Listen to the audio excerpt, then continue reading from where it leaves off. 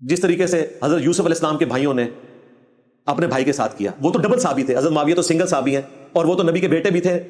یہ تو نبی کے بیٹے بھی نہیں ہیں، لیکن آج تک برادران یوسف کی مثال دی جاتی ہے۔ اس امت میں برادران یوسف جنگ صفین والے نکلے،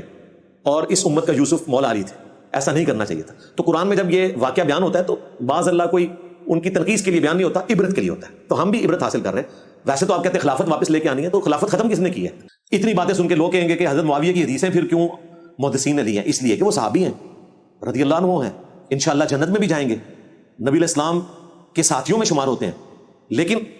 خلیفہ راشد کے خلاف جو کچھ انہوں نے کیا وہ ایسا معاملہ ہے،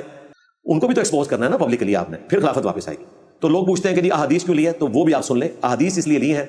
کہ حدیث بیان کرنے میں کوئی صحابی جھوٹا ثابت کبھی نہیں ہوا، اللہ تعالیٰ نے اس دین کی حفاظت کا ذمہ لیا ہوا ہے۔ اسی وجہ سے امام ابو داؤد نے سنن ابی داؤد میں یہ 4129 نمبر حدیث کے نیچے لکھا ہے، یہ حدیث انہوں نے حضرت معاویہ سے لی کہ نبی علیہ السلام نے جنگلی جانوروں کی کھال پہننے سے، ریشمی لباس پہننے سے اور سونا پہننے سے منع فرمایا مردوں کے لیے اسپیسیفکلی۔ حالانکہ اس سے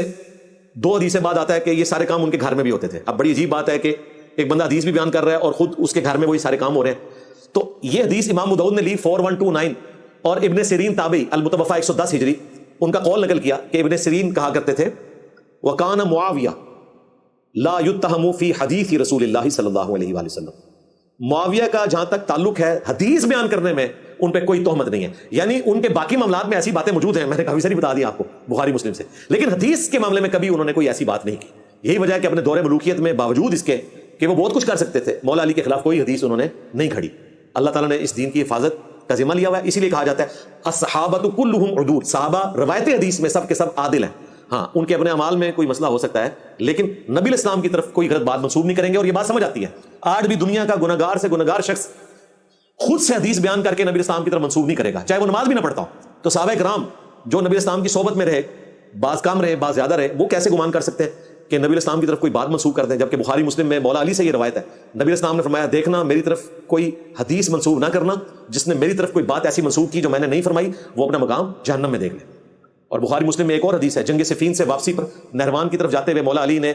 خوارج کے خلاف قتال کے لیے اپنے فوجیوں کا مورائل بلند کرنے کے لیے حدیث بیان کی کہ خوارج کے خلاف قتل کرنے والے لوگ مخلوق کے بہترین لوگ ہوں گے۔ اس کے سٹارٹ میں بھی کہا میں آسمان سے زمین پر گر پڑوں یہ تکلیف گوارا ہے، مگر یہ گوارا نہیں کہ میں رسول اللہ کی طرف کوئی ایسی بات منسوب کروں صلی اللہ علیہ وآلہ وسلم جو میں نے خود نہ سنی ہو۔ اس کے بعد مولا علی نے حدیث بیان کی، یعنی مولا علی کہتے ہیں کہ جب تک میں خود نہیں سنوں گا میں حضور کی طرف حدیث بیان نہیں کروں گا۔ آسمان سے زمین پر گر پڑوں یہ عذاب کم ہے، لیکن جھوٹی حدیث کا عذاب زیادہ ہے۔ اسی لیے صحیح مسلم میں ایک طریق میں یہاں تک آتا ہے، نبی علیہ السلام نے فرمایا کہ میری طرف بات منسوب کرنا ایسا نہیں ہے جس طرح تم عام ایک دوسرے کی طرف منسوب کرتے ہو، میری طرف منسوب کی سیدھا جہنم میں جاؤ گے۔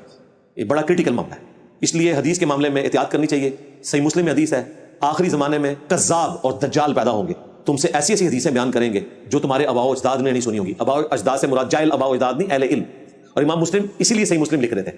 اور وہ یہ حدیث مقدمے میں لے کر آئے کہ چونکہ لوگوں نے حدیثیں گھڑنی شروع کر دی ہیں تو نبی اسلام نے فرمایا تھا کذاب اور دجال آئیں گے، جھوٹی حدیثیں بیان کریں گے، ان سے بچنا کہیں تمہیں گمراہ نہ کر دیں، فتنے میں مبتلا نہ کر دیں۔ تو میں یہ جمع کر رہا ہوں۔ پھر سورۃ الحجرات کی آیت انہوں نے کوٹ کی، یا ایھا الذین آمنوا ان جاءکم فاسق بنبأ فتبینوا، اے اہل ایمان اگر کوئی فاسق خبر لے کر آئے تو اس کی تحقیق کر لیا کرو، کہیں تم لا علمی میں کسی قوم کو نقصان نہ پہنچا بیٹھو اور بعد میں شرمندہ ہو جاؤ۔ امام مسلم نے اس آیت کو سورۃ الحجرات کی دلیل بنایا ہے کہ حدیث کے معاملے میں تحقیق کرنا ضروری ہے، لہٰذا ہم ہر چیز ریفرنس کے ساتھ بیان کرتے ہیں۔ اب جس نے حکمرانوں کی لکھوائی بھی تاریخ سے دین بنانا ہے وہ ضرور بنائے، ہم تو صحیح الاسناد حدیث کی روشنی میں اور سب سے بڑھ کر قرآن پاک کی روشنی میں اپنا مقدمہ عوام الناس کی عدالت میں رکھتے ہیں۔